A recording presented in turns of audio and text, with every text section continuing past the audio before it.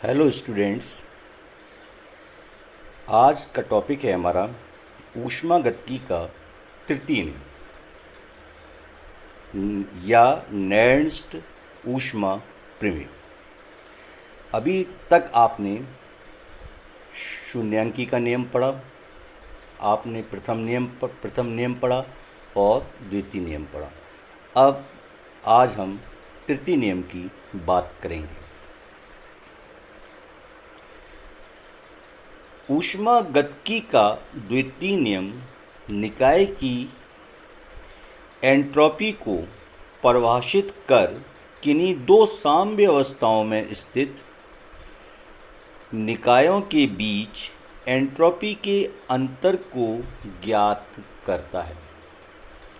यदि किसी निकाय की निरपेक्ष एंट्रोपी ज्ञात करनी हो तो इसके लिए कोई निर्देश तंत्र की आवश्यकता होती है जिस पर एंट्रोपी का मान ज्ञात हो।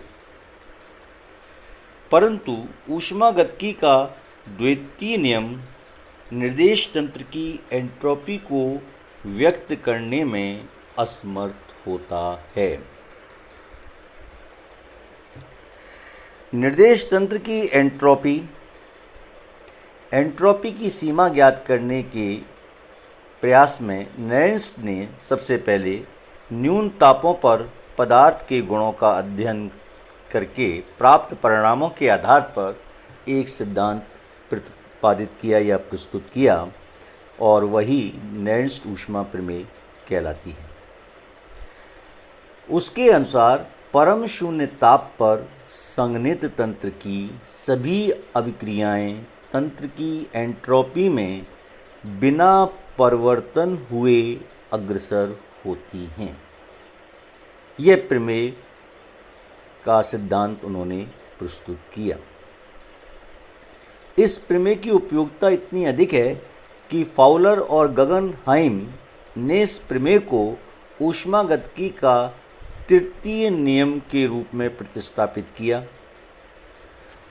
और उन्होंने कहा कि यदि तंत्र परम शून्य ताप पर है तो उसकी एंट्रोपी सार्वत्रिक नियतांक होती है। एंट्रोपी सार्वत्रिक नियतांक होती है। सुविधा की दृष्टि से हम इसे शून्य के बराबर मानते हैं। ऊष्मागतिकी के द्वितीय नियम की भांति इस नियम की कई प्राकथन हैं, कई स्टेटमेंट्स हैं।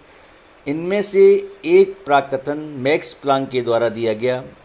मैक्स प्लांक के अनुसार न केवल तंत्र की कुल एंट्रोपी परम शून्य ताप पर शून्य होती है बल्कि तंत्र की सभी प्रावस्थाओं में एंट्रोपी का मान शून्य होता है। इसका अर्थ क्या हुआ? अर्थ है कि परम शून्य ताप पर ठोस या द्रव की एंट्रोपी शून्य होती है। ये कथन था प्लांक का। लुईस एंड रेंडल ने एक अन्य तरीके से इसको परिभाषित किया और उन्होंने बताया प्रत्येक तंत्र की एंट्रोपी परिमित एवं धनात्मक होती है लेकिन परम शून्य ताप पर एंट्रोपी का मान शून्य हो जाता है और शुद्ध क्रिस्टलीय पदार्थों के लिए तो निश्चित ही एंट्रोपी का मान शून्य होता है। ऊष्मागतिकी का तृतीय नियम परम शून्य ताप के निकट पदार्थों की प्रकृति एवं उसके व्यवहार को समझाने में सहायक होता है। इस नियम का इम्पोर्टेंस और भी है कि इसकी सहायता से पदार्थों की निरपेक्ष एंट्रोपी की गणना भी की जा सकती है। एंट्रोपी पदार्थों में परमाणु या अणुओं की अव्यवस्था का मापन होता है। वास्तव में एंट्रोपी क्या है? एंट्रोपी जो होती है वो पदार्थों में परमाणु या अणुओं की अव्यवस्था डिसऑर्डर का मेजरमेंट है, मापन है। पदार्थों में परमाणुओं की अव्यवस्था जितनी अधिक होती है उतनी ही अधिक उसकी एंट्रोपी होती है। परम शून्य ताप पर उपरोक्त पदार्थों का परमाणुीय संरचना अव्यवस्थित होती है, इसलिए परम शून्य ताप पर इसकी एंट्रोपी का मान शून्य नहीं होता। गणितीय रूप में अगर हम थर्ड लॉ को समझना चाहें तो बहुत सिंपल शब्दों में लिख सकते हैं, limit entropy is equal to 0 T tends to 0। इस नियम द्वारा पदार्थ की निरपेक्ष एंट्रोपी की गणना करना अब संभव है। स्थिर दाब पर एंट्रोपी के परिवर्तन को जैसा कि आप पढ़कर आए निम्न समीकरण के द्वारा भी दर्शाया जा सकता है, D S is equal to D Q upon T और D Q is equal to C P D T upon T. यहाँ स्थिर दाब पर पदार्थ की विशिष्ट ऊष्मा कितनी है, सी पी है।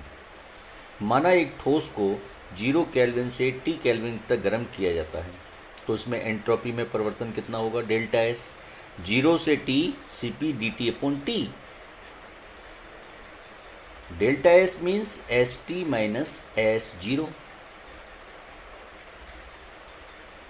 या S T is equal to S zero 0 से T C P D T upon T. यहाँ एस जीरो शून्य ताप पर एंट्रोपी का मान है जो एक काल्पनिक राशि है। 0 केल्विन से टी केल्विन ताप के बीच सी पी अपॉन टी का मान सदैव क्या रहेगा, धनात्मक होगा, धनात्मक होता है। S T always greater than S zero.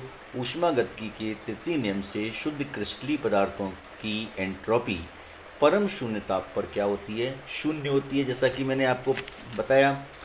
इसलिए S zero is equal to 0 S T, इसलिए एस टी इजिकल टू 0 से T C P D T upon T.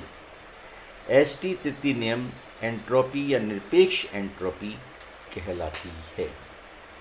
That means इससे क्या है कि हम किसी भी ताप पर पदार्थ की एंट्रोपी परम शून्य ताप पर एंट्रोपी से क्या होगी, अधिक होगी। किसी भी ताप पर पदार्थ की एंट्रोपी परम शून्य ताप पर एंट्रोपी से अधिक होती है। अंत में हम इस पूरे थर्ड लॉ को संक्षिप्त में अगर कहना चाहें, किसी भी प्रक्रिया के द्वारा चाहे वह कितनी भी आदर्श क्यों न हो, परिमित चक्रों में निकाय का ताप परम शून्य ताप तक करना संभव नहीं है। यह केवल उपगमित प्राप्य है। किसी भी प्रक्रिया के द्वारा चाहे वह कितनी भी आदर्श क्यों ना हो, परिमित चक्रों में निकाय का ताप परम शून्य ताप तक करना संभव नहीं है। यह केवल उपगतित प्राप्य है।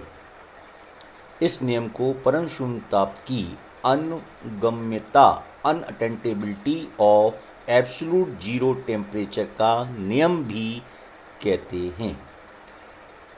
अर्थात ऊष्मागतिकी के तृतीय नियम से ये ज्ञात होता है कि हम परम शून्य ताप प्राप्त करना असंभव है। इस impossibility of attaining the absolute zero temperature. ये था आपका ऊष्मागतिकी का तृतीय नियम। इस प्रकार से आपने zeroth, first, second and third law of thermodynamics के बारे में जाना। Thank you all the students.